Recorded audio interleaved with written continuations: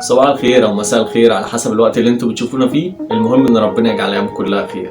سجن من اغرب السجون اللي ممكن تسمع عنها في حياتك. سجن ولا ليه ابواب ولا ليه شبابيك. معروف عنه ان اي حد يخش له مستحيل يطلع منه، لدرجة ان اي مسجون يخش السجن ده ما بيشوفش اي طريقة للهروب. والمهندس المعماري اللي بنى السجن ده اتوصف على انه مريض نفسي اتوجد على الكوكب ده. سجن قارة. تابعونا.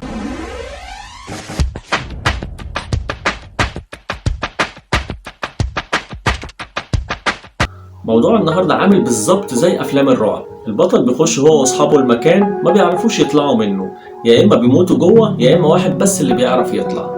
بس المتاهة اللي هقولك عليها النهاردة لغاية وقتنا هذا محدش قدر يطلع منها. موضوع النهاردة أصلا مفهوش أبطال. مدينة مكناس، مدينة في المغرب، معروف عنها إن هي مدينة جميلة جدا بالحضارة بتاعتها وليها شواهد تاريخية كتيرة جدا. لكن تحت المدينة دي الوش التاني بتاعها سر من أسرار المغرب اللي لحد النهاردة هيجنن ناس كتير. سجن قارة، واحد من أغرب وأعظم السجون اللي ممكن تسمع عنها. الأسطورة بتقول إن في أواخر القرن ال17 قرر السلطان إن هو يبني سجن جديد يحط فيه كل الأسرى بتوعه من برتغال لأسبان، أي أسرى عامة. دول كانوا بيأسرهم بغزواته على الأماكن دي في عمليات اتسمت بغزوات البحر أو بجهاد البحر. وكمان كان عايز يخوف المعارضين بتوعه علشان في الوقت ده كان معارضينه كتير، فقرر ان هو يعمل سجن يشيل من الحبايب 1000. بس بقى 1000 ايه؟ ده يشيل من الحبايب ملايين. ساعتها الجنود قالوا للسلطان ان في مهندس شاطر جدا اسمه قارة، لكن المهندس ده من البرتغال. فطبعا قارة ما صدق وقرر ان هو يبيع زمايله ويبيع اي حاجة علشان يعمل الخدمة دي للسلطان، علشان في المقابل هياخد حريته، مش هيكون من الأسرة يعني. وبالفعل قابل السلطان وقال له أنا عندي فكرة لسجن مستحيل أي بني آدم يعرف يخرج منه، وحتى لو خرج بأمرك انت مستحيل يرجع زي الأول. السجن ده هيعمل فيه علامة عمره في حياته ما هينساها. الفكرة بتاعته كانت شيطانية، بس صدقني تنفيذها كانت أصعب من الفكرة نفسها. المهم وافق السلطان على كلام قارة، لكن السلطان قال له احنا عايزين نعمل حاجة تانية. قال له احنا عايزين نعمل باب سري جوه السجن ده، واللي هيعرف يوصل له من المساجين يبقى حلال عليه يطلع.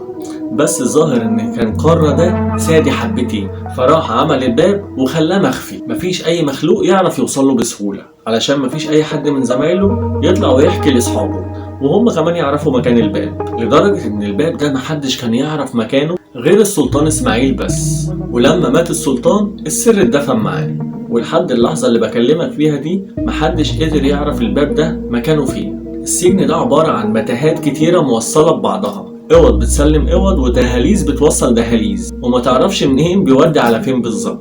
تطلع من قاعة تخش الأوضة لغاية ما تتوه جوه، لدرجة ان مستحيل انك تقدر توصل للمكان اللي انت بدأت منه. السجن ده من غير ابواب ولا شبابيك، مفيش غير فتحات كده في السقف الجنود بيرموا منها الاكل للمساجين. الفتحات دي بتتراوح من 4 ل 10 متر، وحتى السجن من جوه مفيهوش انوار.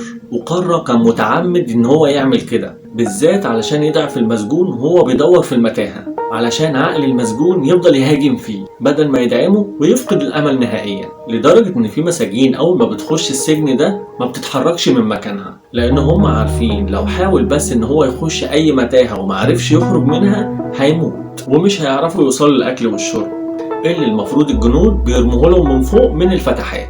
وزود الطينة بلة بقى ان شرط اساسي والمسجون داخل السجن ده ان يعرفوه ان في جوه باب سحري يدور عليه، لو وصل له هينول حريته. يعني خلوه كده يعمل حتى لو محاولة واحدة ان هو يلاقي الباب ده، حركة صايعة برضه.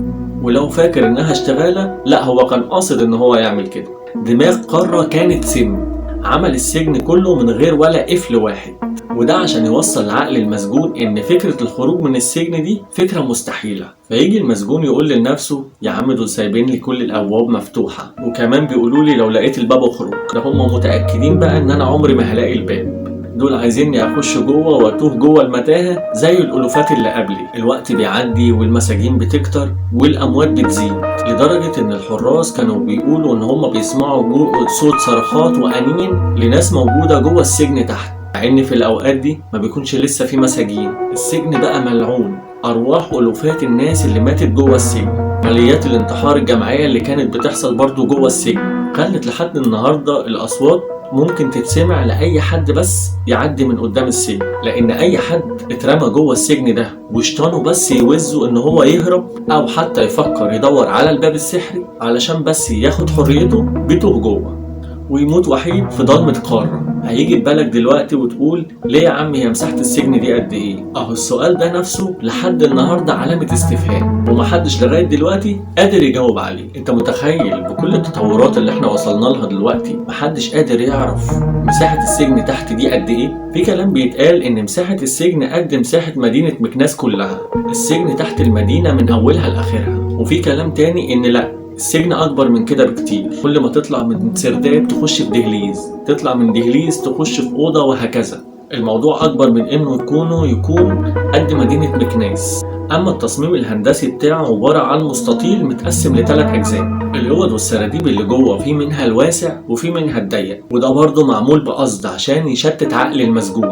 اهالي المنطقه بيقولوا ان اللي مخلي ان مساحه السجن مش معروفه لحد دلوقتي مش عشان هو اتعمل كبير، لا، دي ارواح المساجين والجن هي اللي عامله كده، وهم اللي مخليين ان الوصول لنهايه المكان ده شبه مستحيل. قرر قدر يرضي غرور السلطان وعمل فوق السجن ده قاعة كبيرة جدا للسلطان استقبل فيها مراسيل الدول والسفراء الكبار اللي بيكونوا جايين يتفاوضوا معاه على الأسرى بتوعهم اللي السلطان حابسهم تحت.